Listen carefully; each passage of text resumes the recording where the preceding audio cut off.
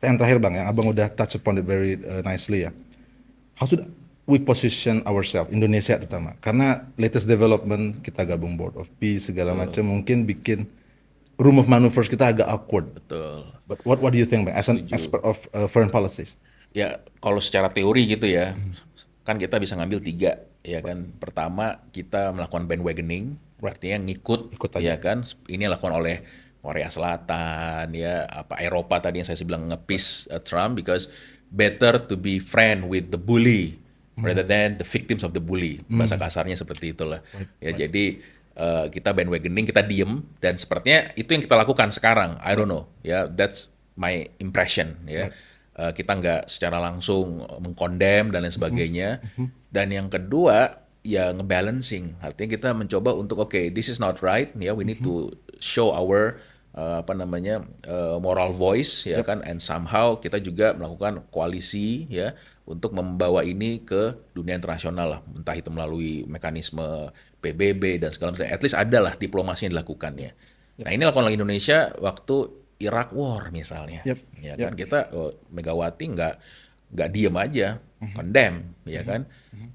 Karena walaupun Amerika teman gitu ya, tapi tetap you are wrong Yep. doing this. Yep. Yep. Nah, ini yang menurut saya harusnya dilakukan oleh Pemerintah. Indonesia, Ya, ya ya. kan. Nah, yang ketiga ya tentunya adalah melakukan, biasanya orang sebutnya adalah multi alignment. Pada satu sisi kita tetap ikut dengan Amerika, dengan BOP dan lain sebagainya, tapi pada saat yang kedua kita juga mencoba mengkritisi Amerika. Right. Ya, is it possible? Sometimes it is, but the problem is sekarang dalam konteks Trump, nah ruang itu nggak ada, ya kan? Karena you're either with us or against us dan segala macam gitu kan. Nah, menurut saya disinilah kita harus melakukan, pertama mendefinisikan apa sih red lines kita, Ya. ya. Red lines kita tuh apakah international law dihajar kita bergerak, Ya. ataukah norma kita nggak suka ada orang yang menyerang Ya. sovereignty dan territorial integrity suatu negara, apa red lines kita. Nah, menurut saya kita harus kembali lagi nih, red lines kita itu nggak cuma sekedar kepentingan nasional kita, karena kepentingan nasional ya pasti semua kepentingan nasional lah, ya kan. Tapi kira-kira value apa yang kita anut, Yep. ya. Yep. Ya kalau kita mau jujur ya kita fokus ke, ya kita global south, ya kan, kita pencetus Asia Afrika, ya Dasar-Sila Bandung misalnya Ya. gitu kan. Ya. Bahwasanya kita respect territorial integrity. Nah, Yep. ini menurut saya yang kadang dilupakan. Yep.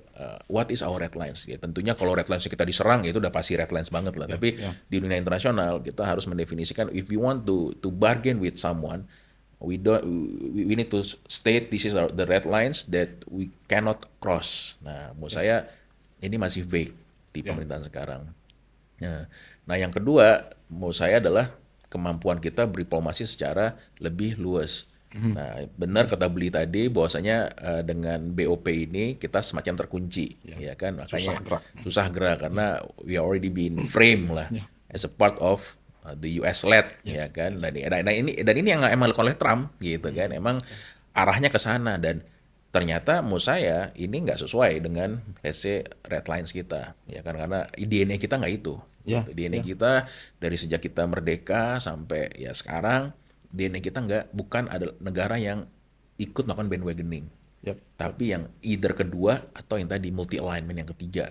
Ya. Coba untuk tetap berteman tapi bersamaan mengingatkan teman itu kalau dia salah. Ya. Ya. Seperti itu, Beli Gede. Probably this is the moment for us to rethink our principles. That's it.